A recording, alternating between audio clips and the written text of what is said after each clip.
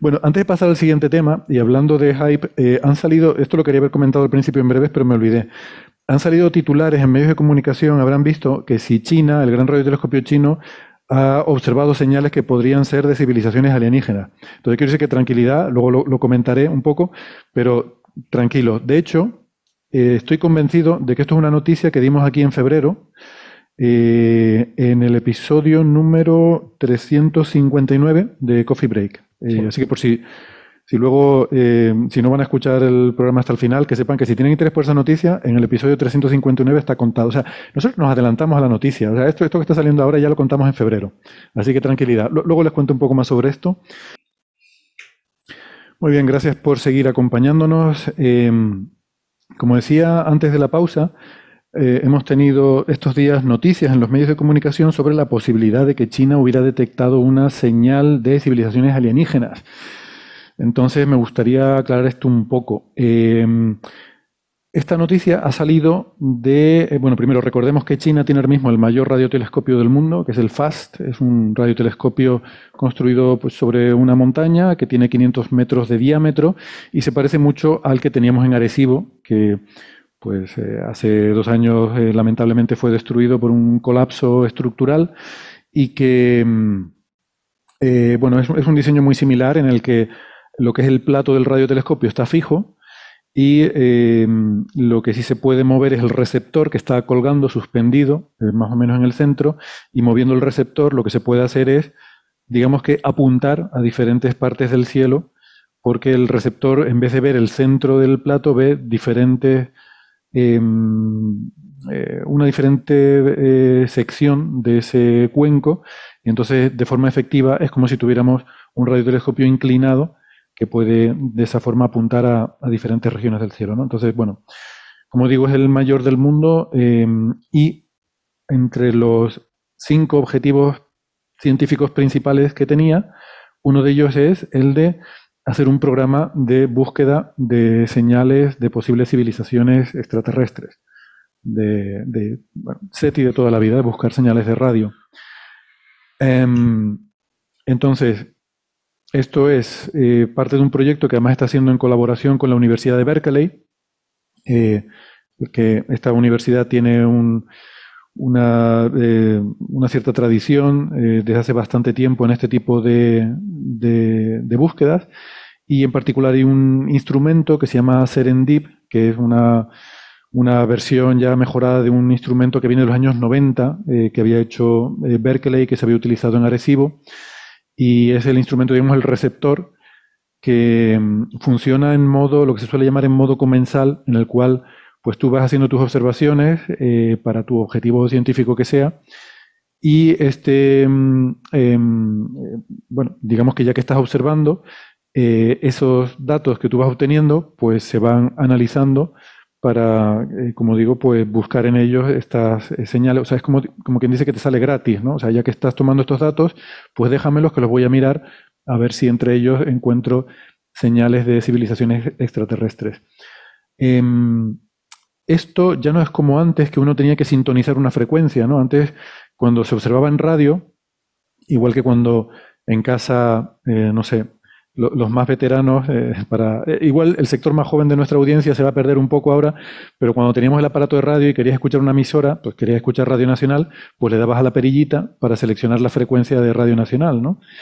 Entonces ahí lo que estás haciendo es filtrando de todas las frecuencias que llegan a tu emisora de radio, todas las señales que están llegando, tú te quedas con una única frecuencia y todas las demás las eliminas para que no te hagan interferencia. Antes se hacía eso, también cuando se hacían observaciones de radio. Hoy en día ya no es necesario porque ya tú observas la señal completa y por software se analizan las diferentes frecuencias independientemente. O sea, es como si estuvieras recibiendo todas las señales al mismo tiempo, todas las frecuencias, perdón, al mismo tiempo. Y luego por software vas haciendo esa sintonización frecuencia a frecuencia para buscar lo que a ti te interesa, ¿no?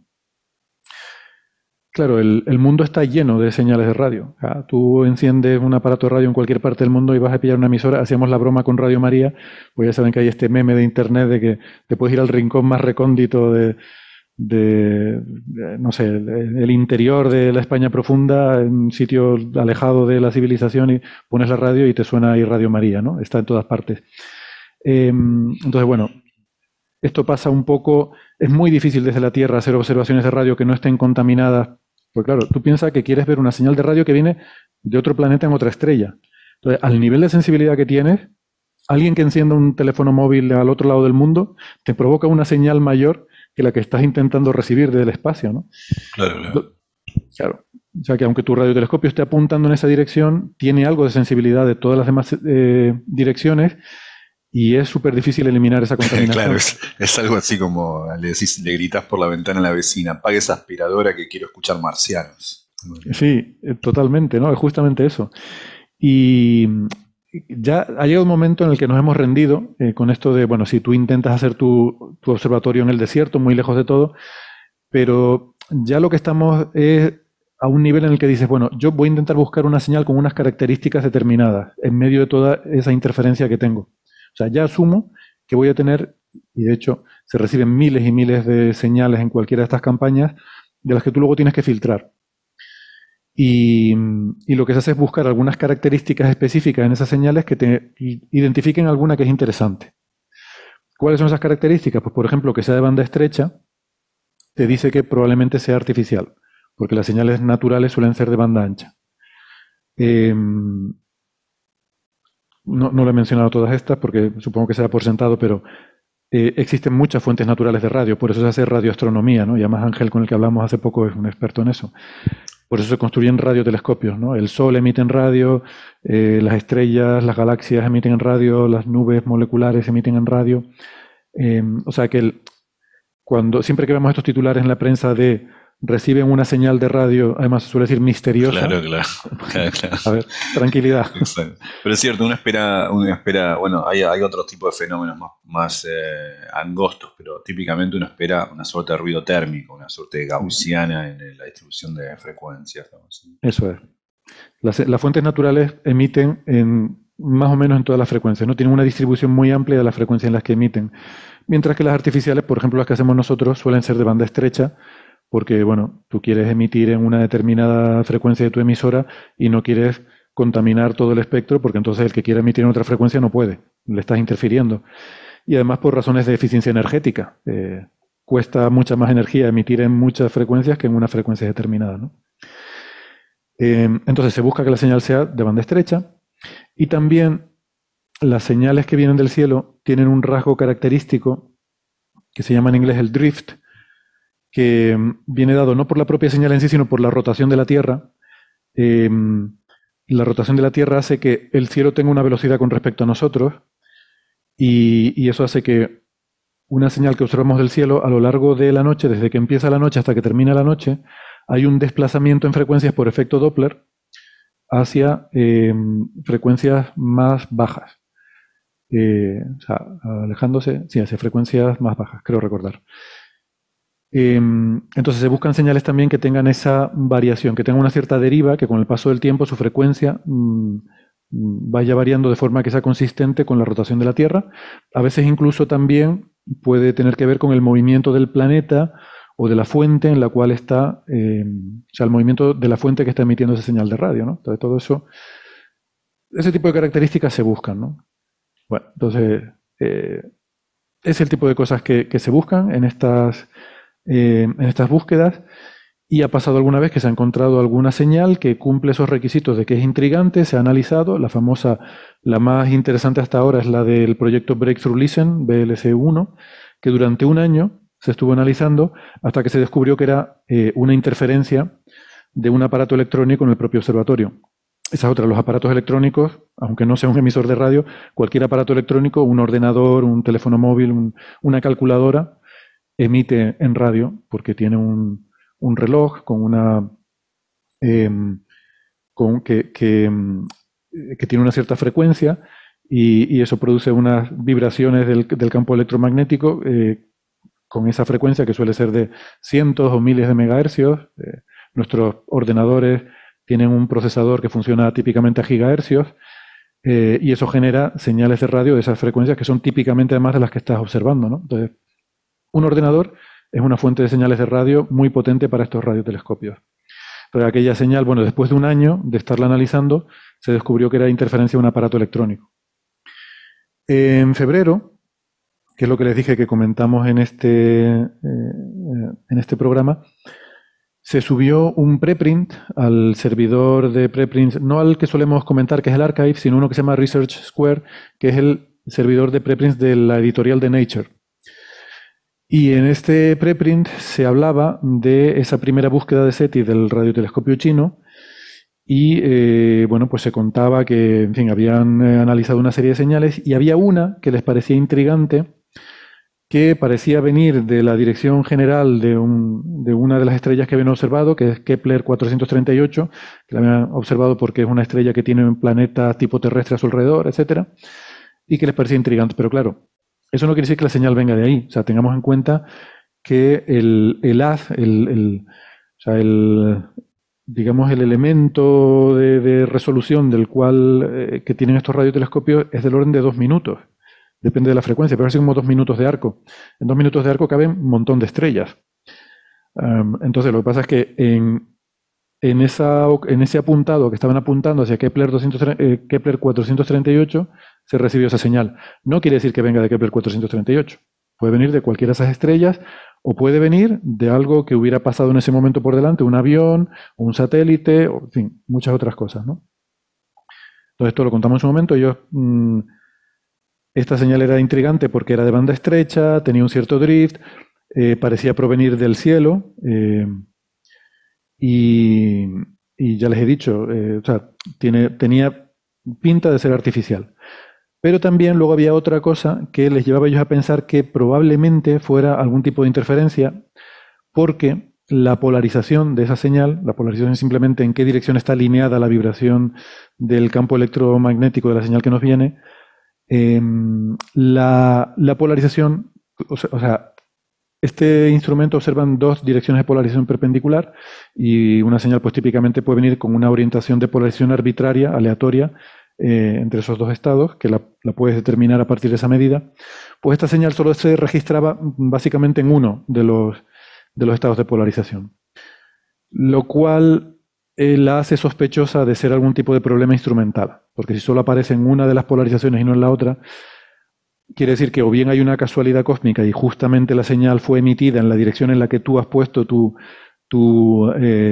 digamos, tu dirección de polarización, o bien hay algo diferente. Queda la conjetura de que estos alienígenas están diciendo a mí.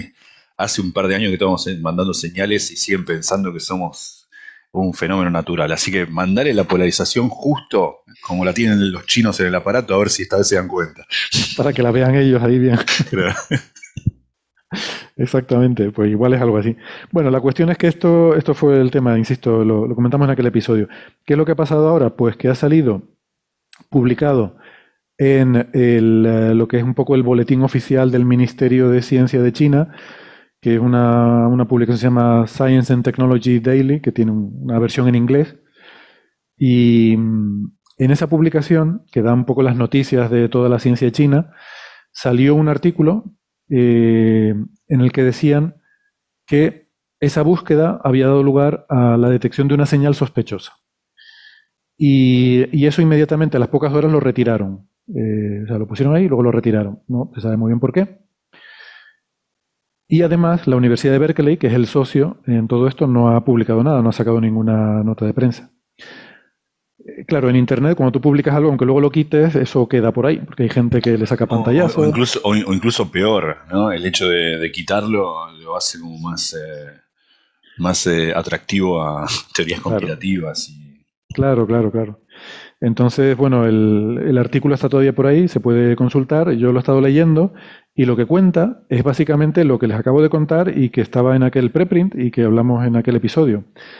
Entonces, yo tengo una sospecha, mi teoría de conspiración es la siguiente. Yo creo que se han liado con las fechas, porque además los chinos no usan el calendario occidental, así que yo creo que esto es un artículo que además, como les dije, estaba en el servidor de preprints de esto de la editorial Nature.